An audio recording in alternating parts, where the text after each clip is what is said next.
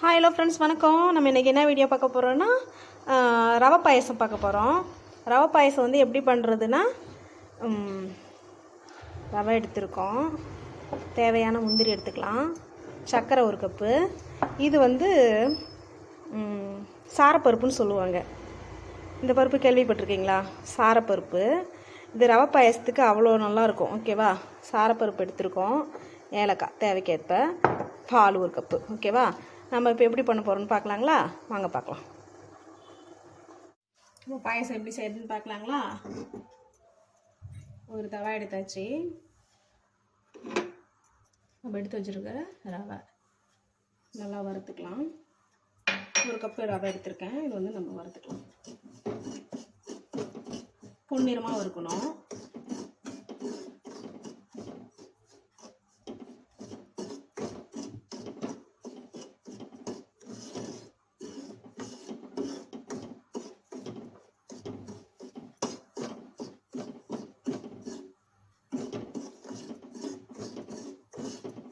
இந்த பாயசம் வந்து முஸ்லீம் தான் அதிகம் செய்வாங்க. இந்த பாயசம், ரவை பாயசம், நிறையா முஸ்லீம் வீட்டில் இந்த மாதிரி பாயசம் வந்து அடிக்கடி செய்வாங்க. ரவை பாயசம்னு சொல்லுவாங்க. அது வந்து அடிக்கடி செய்வாங்க. நம்ம பாருங்கள், இந்த பருப்பு எடுத்து வச்சுருக்கோம் இல்லைங்களா, இதுக்கு நம்ம தண்ணி ஊற்றி வச்சிட்டோம். இது வந்து ஒரு 5 நிமிஷம் ஊறணும். ஓகேவா?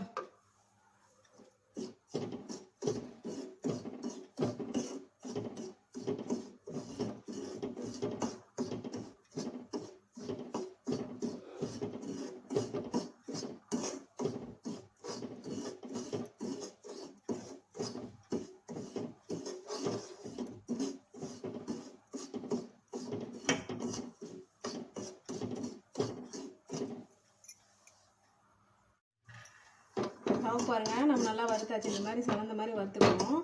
நம்ம வேறு பாத்திரத்தில் இதை மாற்றிக்கலாம்.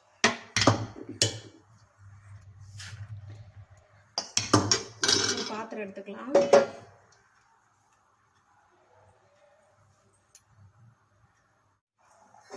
நம்ம ஒரு பாத்திரம் எடுத்தாச்சு. நம்ம இப்போ பால் வந்து இந்த மாதிரி ஊற்றிக்கலாம்.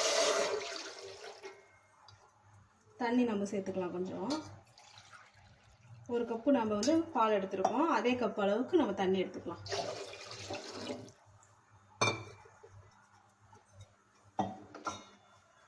பால் வந்து நல்லா கொதிக்கணும்.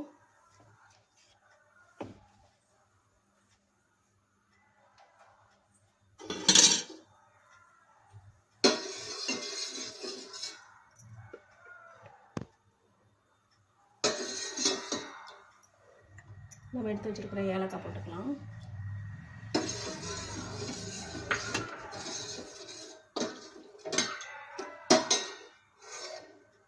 நம்ம அதோட சாரப்பருப்பு இருக்கு இல்லைங்களா, சாரப்பருப்பு நம்ம ஊற வச்சு வச்சுட்டோம். சாரப்பருப்பு நம்ம எடுத்துக்கலாம்.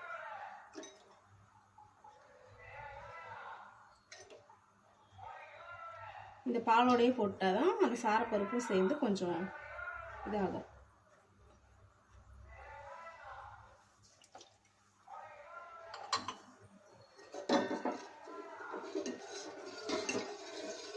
பால் நல்லா பொங்க வர அளவுக்கு நம்ம வந்து இது பண்ணிக்கலாம், காய்ச்சிக்கலாம். ஓகேவா?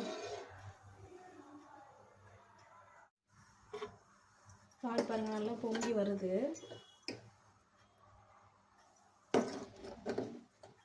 நல்லா பொங்கி வந்துருச்சுங்களா? இப்போ நம்ம என்ன பண்ண போகிறோம்னா, ரவை எடுத்து வச்சுருக்கோம் இல்லைங்களா, வறுத்து எடுத்து வச்சுருக்கோம். நம்ம இப்போ ரவை கலந்துக்கலாம்.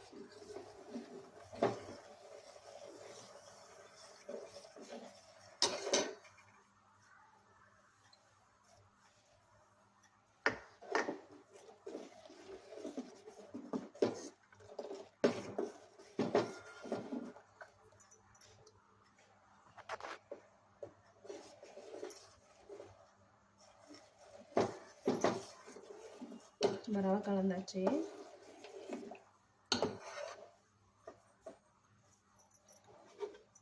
எடுத்து வச்சிருக்க நெய் நம்ம கொஞ்சம் சேர்த்துக்கலாம்.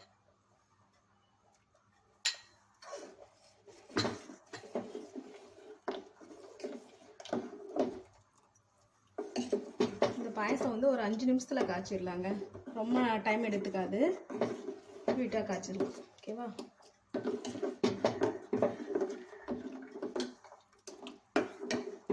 இதுக்கு மெயின் வந்து பால், ஜவ்வரிசி, சர்க்கரை, இது 3 இருந்தால் போதுங்க. நம்ம ரவை பாயசம் செஞ்சிடலாம். எடுத்து வச்சுருக்கிற சர்க்கரை சேர்த்துப்போம்.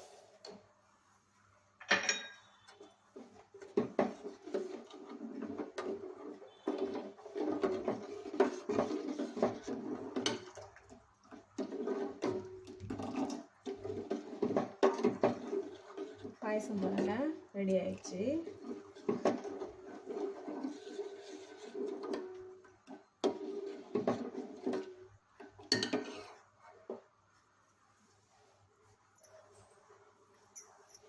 நம்ம இப்போ வந்து இறக்கிக்கலாம். நம்ம ஒரு தவா எடுத்துக்கலாம். முந்திரி நம்ம இப்போ வந்து வறுத்துக்கலாம். ஓகேவா? நெய் ஊற்றி வறுத்துக்கலாம்.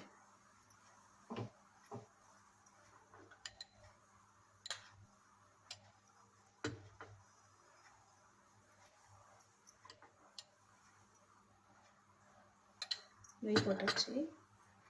எடுத்து வச்சிருக்கிற முந்திரி இதில் வறுத்துக்கலாம்.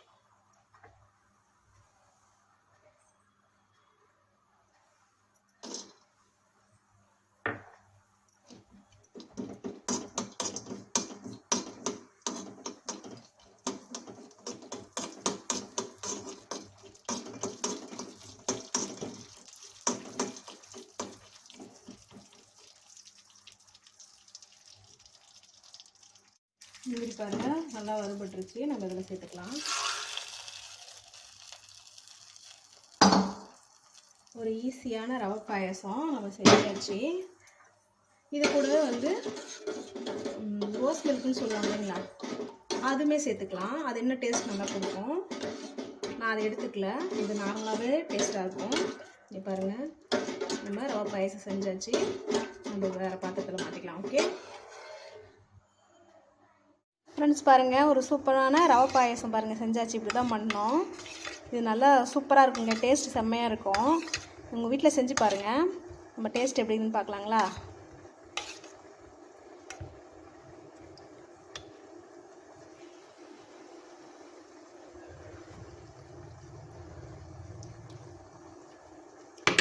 வாவ், டேஸ்ட்டு சூப்பராக இருக்குங்க ஃப்ரெண்ட்ஸ்.